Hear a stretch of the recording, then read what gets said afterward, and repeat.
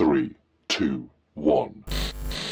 Ravichandran Ashwin and Rohit Sharma have had to defend Indian spinny wickets time and again कि if we have to play in green tops, why can't you play on dusty pitches? तो ऐसे जो विवाद शुरू हो गए हैं WTC की वजह से, पिचेस की वजह से, इसलिए मैंने सोचा आज क्यों नहीं हम गौर फरमाते हैं इस पहलू पर क्रिकेट के बारे में।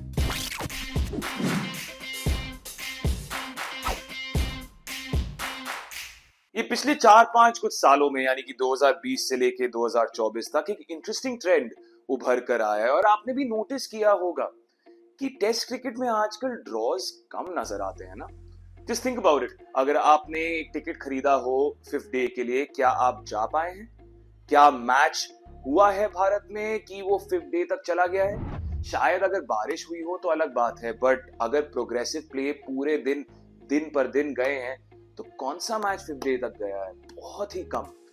और डेटा भी इस बात को बैक करता है, क्योंकि अगर आप 1980 से लेकर अब तक के रिकॉर्ड्स देखें डेकेड वाइज, तो 1980s, 1990s, 2000s, 2010s and then 2020 से लेके मार्च 2024 तक, तो आप देखेंगे the percentages of results test matches के लिए 2020 से 2024 के लिए सबसे हाई है। They have the highest result percentage. Not only that, अगर आप कुल मिलाकर 2024 को देखें as a whole, then 53 test matches were played, 50 had results, and there were only 3 draws. The first one, West Indies versus South Africa. The second, Australia versus India at the Gabba. And the third was Afghanistan versus Zimbabwe. Sirf 3 draws. And this is the lowest percentage of draws in the history of cricket in any year where there have been 8 or more test matches played. ये साफ दर्शाता है कि test cricket बदल रहा है। पर क्यों बदल रहा है?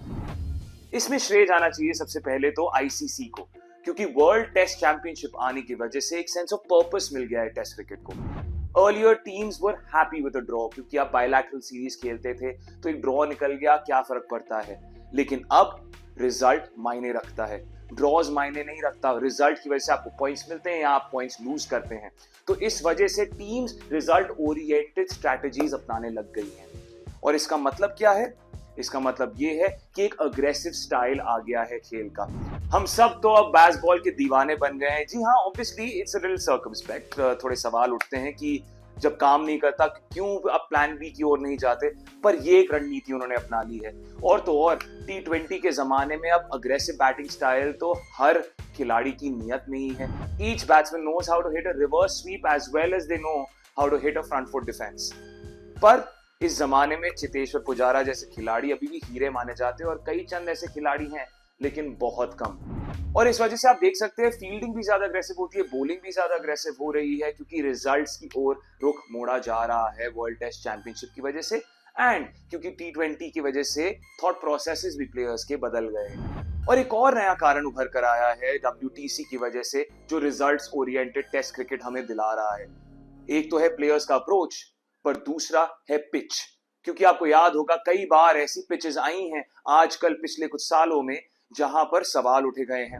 फिर Ravichandran Ashwin and Rohit Sharma have had to defend Indian spinny wickets time and again when other teams have come in and criticized the pitches, where they have said कि if we have to play in green tops, why can't you play on dusty pitches?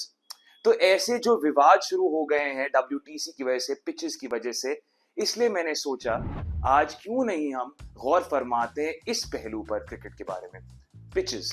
क्योंकि हम जानते हैं pitch के बारे में, पर कितना जानते हैं? सबसे पहले तो इंपॉर्टेंट बात यह है कि डायमेंशंस हमेशा सेम ही रहते हैं। 22 गज की दूरी यानी कि 22 यार्ड्स की पिच यानी कि 20.12 मीटर्स की लंबाई होती है एक क्रिकेट पिच की। बाकी फील्ड के डायमेंशंस बदल सकते हैं, लेकिन पिच कभी नहीं बदलेगा। अब पिच जब बनता है तो एक सॉइल से बनता है, मिट्टी का ही खेल है, जाहिर सी बात है, पर एक स्पेसिफिक फॉर्मूला होना चाहिए कम से कम उस सॉइल का, ताकि वो पिच के लिए इस्तेमाल किया जाए। और ये फॉर्मूला क्या है? It has to have a minimum of 50% clay content, 50% or more clay content होना चाहिए। It should have 5% or less sand, 20% or less fine sand and 20% or less silt। तो ये सब क्वालिफिकेशंस भी अगर आपने पार कर लिए, फिर आता है pH वैल्यू, pH वैल्यू यानी कि potential of hydrogen in the soil, और ये होना चाहिए आपका बिटवीन 630 टू 730। तो अगर आपने ये सब क्वालिफिकेशंस पार कर लिए, अगर आप सॉइल है, जाहिर सी बात अगर आप सॉइल है तो आप बात नहीं कर सकते, पर आप खुश जरूर होंगे कि आप क्वालिफाई कर चुके हैं और अब आप एक पिच के लिए तैयार हो सकते हैं। अब क्रिकेट एक ऐसा स्पोर्ट है जहां पर इन्वायरमेंटल कंडीशंस और पिच कंडीशंस और सरफेस कंडीशंस बहुत मायने रखती हैं, और इसलिए टॉस के दौरान जब भी कैप्टन से इंटरव्यू किया जाता है तो दो सवाल पूछे जाते हैं। एक तो होता है टीम न्यूज और दूसरा होता है डिसीजन। और जब डिसीजन लिया जाता है तो हमेशा वो कहते हैं, यार this looks like a green top, और I can see cracks in the surface today, that's why I am going to take this decision और I am going to take that decision. तो वो समझाने की कोशिश करते हैं कि क्यों वो एक ऐसा डिसीजन ले रहे हैं। अब मैंने आपको फॉर्मूला तो बता दिया सॉइल का, लेकिन जो क्रिकेटर्स होते हैं और जो एक्सपर्ट्स होते हैं वो और अलग अलग चीजें भी मद्देनजर रखते हुए ये निर्णय लेते हैं। सबसे पहला होता है रेड सॉइल पिच है कि ब्लैक सॉइल पिच है, और ये मायने रखता है। अमूमन आपको लगेगा क्यों, रंग ही तो अलग है। और जी हाँ, एक तौर से हाँ, रंग ही तो अलग है, क्योंकि आप कई ऐसे पिचेस बना सकते हैं जो रेड सॉइल में भी ज्यादा बेहतर हो ब्लैक सॉइल से, पर दोनों के जो कैरेक्टरिस्टिक्स हैं बहुत अलग है। Red soil traditionally has lesser clay content than black soil, यानी कि रेड सॉइल जो है, जब आप रेड सॉइल की पिच बनाते हैं तो उसमें वेयर एंड टेयर ज्यादा जल्दी आता है, क्योंकि क्ले कंटेंट कम है तो वो नमी जो है, जो मॉइस्चर है, वो ज्यादा देर के लिए अपने अंदर रख नहीं पाता, it doesn't absorb as much moisture. तो धीरे धीरे, या आप कह सकते हैं ज्यादा तेज ब्लैक सॉइल से वो मॉइस्चर निकल जाता है, और इस वजह से रेड सॉइल जो है ज्यादा जल्दी क्रम्बल होता है। Black soil has more elasticity because of its own higher clay content. But interesting fact ये है कि इन्वायरमेंटल और ज्योग्राफिकल फैक्टर्स की वजह से हर जगह का सॉइल अलग अलग तरीके का बिहेवियर देता है, यानी कि जो ब्लैक सॉइल आपको ऑस्ट्रेलिया में मिलता है और जो ब्लैक सॉइल आपको इंडिया में मिलता है, उनके पिचेस अलग अलग तरीके का स्वभाव प्रकट करते हैं। क्योंकि जो ऑस्ट्रेलिया के पिचेस होते हैं ब्लैक सॉइल वाले, बाउंसी पिचेस बन जाते हैं, पर जो इंडिया में ब्लैक सॉइल पिचेस होते हैं, क्योंकि conditions all around, environment all around, temperature सब इतना अलग है और सॉइल ही इतना अलग है कि यहाँ पर इंडिया में ब्लैक सॉइल की जो पिचेस होती हैं वो ट्रेडिशनली लो बाउंसिंग और स्पिनी मानी जाती हैं।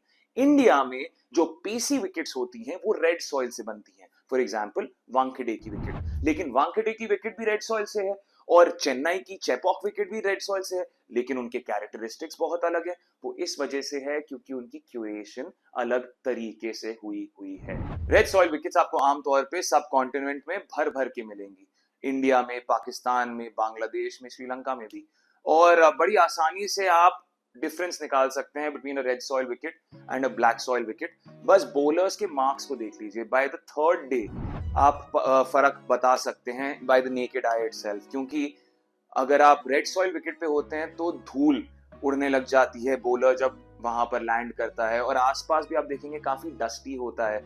वहीं दूसरे छोर पर ब्लैक सॉइल विकेट्स में आप देखेंगे कि क्लम्प्स बन जाते हैं, ब्राउनिश ब्लैकिश क्लम्प्स या तो उठते हैं जमीन से, या अगर आप ट्रैक्स को भी देखेंगे वो ब्राउनिश कलर का एक टिंज आ जाता है, ब्लैकिश कलर का। तो ये है अंतर दोनों के बीच। और ब्लैक सॉइल विकेट्स आपको पूरी दुनिया में ज्यादा भी दिखते हैं, ऑस्ट्रेलिया, न्यूजीलैंड, इंग्लैंड, इधर अमूमन आपको ब्लैक सॉइल विकेट्स ही नजर आएंगे। तो अब सॉइल तो समझ गए कैसे है, अलग अलग तरीके का। अब पिच बनती कैसे है इस पर भी तो गौर फरमाना चाहिए, क्योंकि we take it for granted कि यहाँ पर एक पिच है, हम जब अपने पार्क में खेलते हैं हम तो किसी भी चीज को पिच बना देते हैं, लेकिन ऐसा तो हो नहीं सकता ना इंटरनेशनल क्रिकेट लेवल पर या किसी भी क्रिकेट लेवल पर। सबसे पहले तो एक 3 मीटर का गड्ढा खोदा जाता है, बहुत बड़ा सा, क्योंकि आप केवल एक पिच नहीं बनाते, आप एक साथ आमतौर पे ज्यादा पिचेस बनाते हैं, 4 या 5 या 6, अगर आपका स्टेडियम का साइज उतना हो तो। मैं बड़े स्टेडियम से ही एग्जांपल उठाकर आपको दे रहा हूँ, पर आप एक पिच भी बनाएंगे तब भी आपको उतना ही गड्ढा खोदना पड़ेगा। फिर उसके बाद जो नीचे जमीन होती है उसको इवन आउट किया जाता है एक हैवी रोलर के साथ, ताकि एकदम एक समान रहे। उसके ऊपर आप बैलिस्ट लेयर लगाते हैं, यानी कि पत्थर जो होते हैं, छोटे छोटे पत्थर, वो फेंकते हैं बैलिस्ट स्टोन्स के, और टॉप सॉइल के साथ उसको कवर करते हैं, और फिर से एक रोलर लगा देते हैं। फिर पत्थर का जवाब आप ईंट से देते हैं, आप 2 लेयर ब्रिक्स के लगाते हैं उस टॉप सॉइल और बैलिस्ट स्टोन के लेयर के ऊपर, और फिर इस पर आप रोलर नहीं लगाते, पर इसकी जगह आप चारकोल और सैंड के साथ इसको फिल करते हैं। फिर आता है मेन पार्ट, वो जो मेन लेयर है सॉइल का जिसके लिए आपने सिलेक्ट किया है वो क्ले कंटेंट, और वो फाइन सैंड कितना कम है, ये जो आपने ढूंढ निकाला है मिट्टी, अब आप बिछाते हैं और इस पे आप घास के बीज भी बो देते हैं। Once those grass seedlings grow, the greenery is set और आपने एकदम बना दिया है, क्योंकि अब आप मॉइस्चर रिटेन करना चाह रहे थे उस समय तक, आप उगाना चाह रहे थे, बाइंड करना चाह रहे थे जमीन को, आपने वो पर्पस फिल कर दिया है।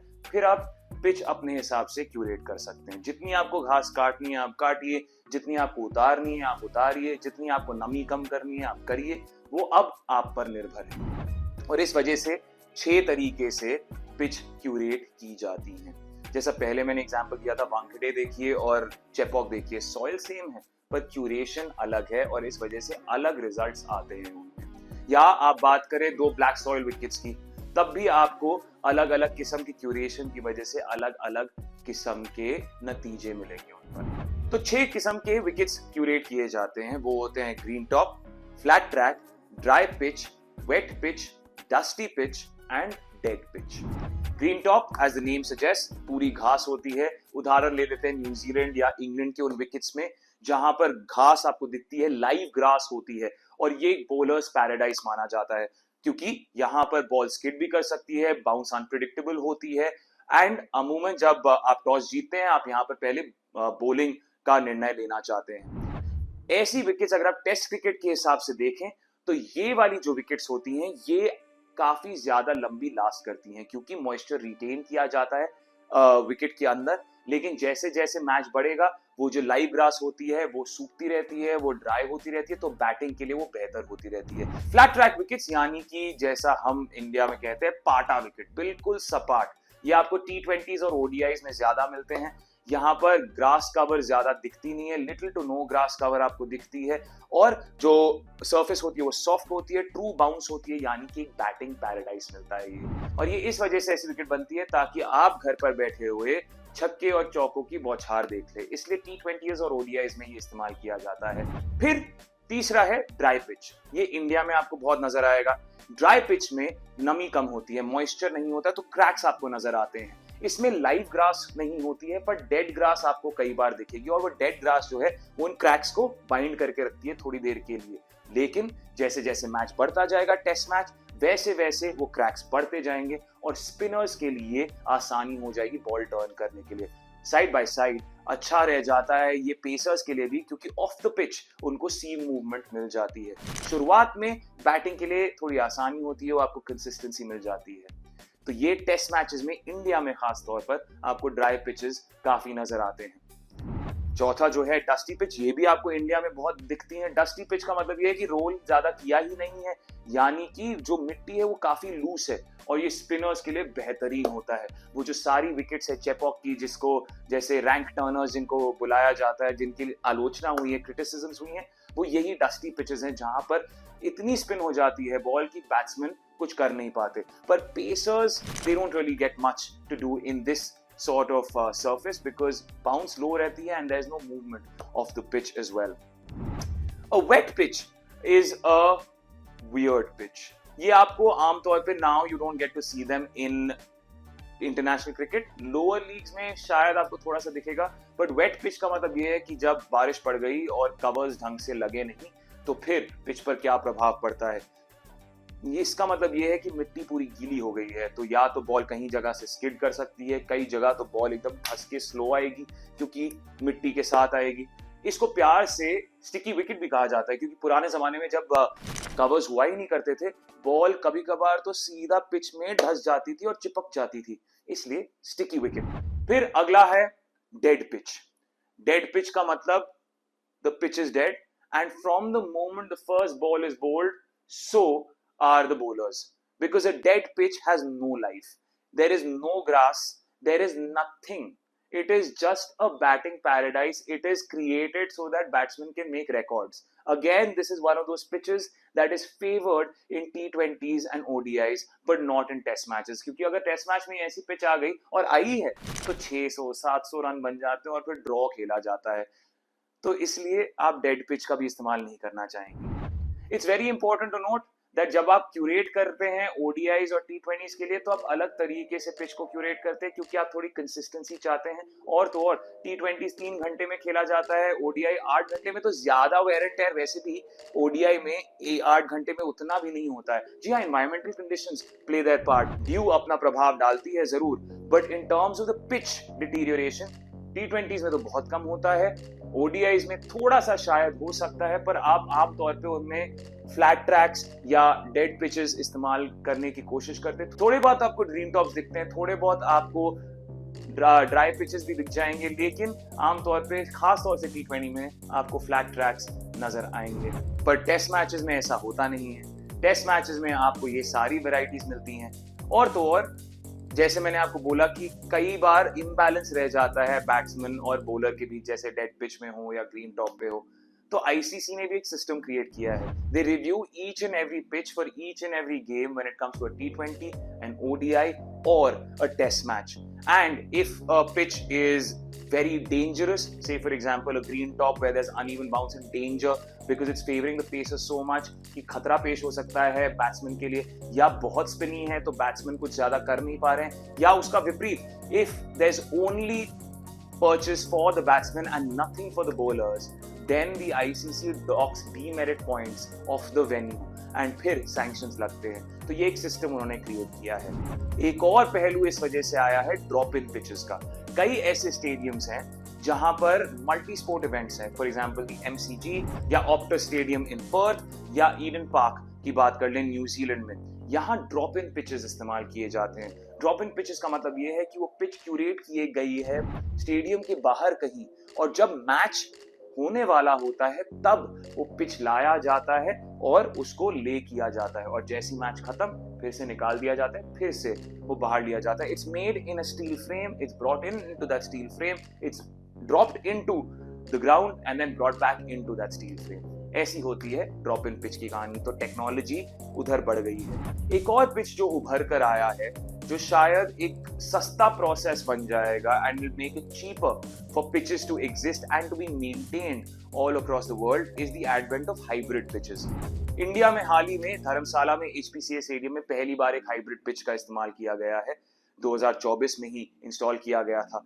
उसमें क्या होता है कि सिंथेटिक फाइबर्स डाले जाते हैं पिच के ग्राउंड कंटेंट में ही, और उसके साथ जब वो मिश्रण बनता है, कहा जा रहा है कि ज्यादा आसानी होती है पिच को मेंटेन करने में, कि वेयर एंड टेयर कम होता है, इलास्टिसिटी बेहतर होती है, और तो और कि जो कॉस्ट होता है टू मेंटेन दैट पिच वो भी कम हो रहा है। अभी के लिए आईसीसी ने हाइब्रिड पिचेस अलाउ कर दिए हैं टी20s एंड ओडीआईज में, लेकिन टेस्ट क्रिकेट में अलाउ नहीं किया है। पर ट्रायल मेथड शुरू कर दिया है उन्होंने। काउंटी क्रिकेट में 4-डे टेस्ट मैचेस जो खेले जाते हैं उसमें आजकल हाइब्रिड पिचेस का इस्तेमाल किया जा रहा है कई मैचेस में। तो ये है कहानी है क्रिकेट पिच की। क्या सफर वो तय करते हैं, किस तरीके से क्यूरेट होती है, किस तरीके से हमारे जो क्रिकेटर्स हैं ये पिच को एक्सप्लॉइट करने की कोशिश करते हैं। तो अगली बार जब आप मैच देख रहे होंगे, अब आप जान गए होंगे एक दो और थोड़े कारण जो आप ज्ञान की तरह पेल सकते हैं अपने दोस्त की ओर।